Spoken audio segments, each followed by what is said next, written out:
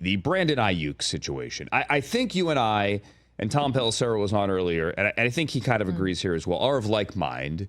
And that is, if the Niners are to trade Brandon Aiyuk, there is very little chance that they will get something in return that will maintain their level of excellence this year that they would have had with him. Now, granted, there are other stories here, Trent Williams and Christian McCaffrey's hamstring, but you're not a better team if you get rid of him, Mina. What is going on here?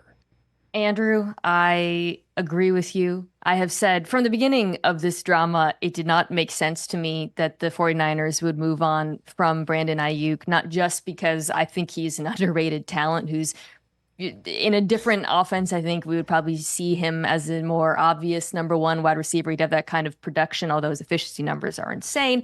Not also, of course, because the Niners are in it to win a Super Bowl this year, as they should be. So it has never made sense to me that they would move on from a player this season after the draft and not be able to help the team in the short term, certainly not to the extent that Brandon Aiyuk does, where I think he adds such a different dimension to this offense in terms of stretching the field vertically, his ability to get hauling catches outside the numbers at all three levels.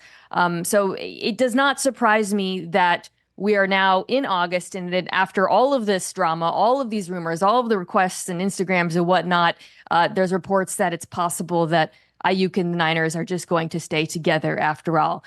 However, I have reached a point with this story where I just don't want to hear it anymore. I agree. Like it is, he in this story is your friend who has been saying they're going to leave their ex for months, right? It's like, oh man, this time. And you know, when as a friend, you get to a point where you're like, yeah, man.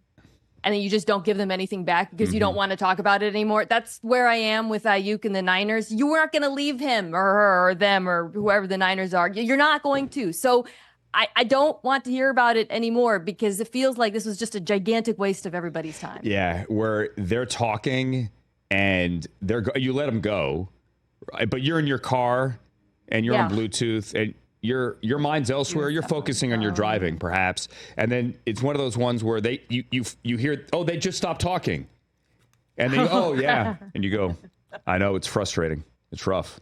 That's wild, man. That's wild. Yeah, I know, but wild hey, stuff. this is kind of how it's been for a while, right? What? Right? No, this is me talking to my friend. Like, you're so like kind of how it's been for a while.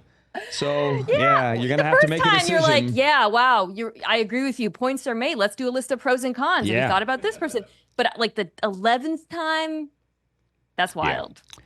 That's wild. Catch the Rich Eisen Show every single day on the Roku channel, 12 to 3 Eastern, for free.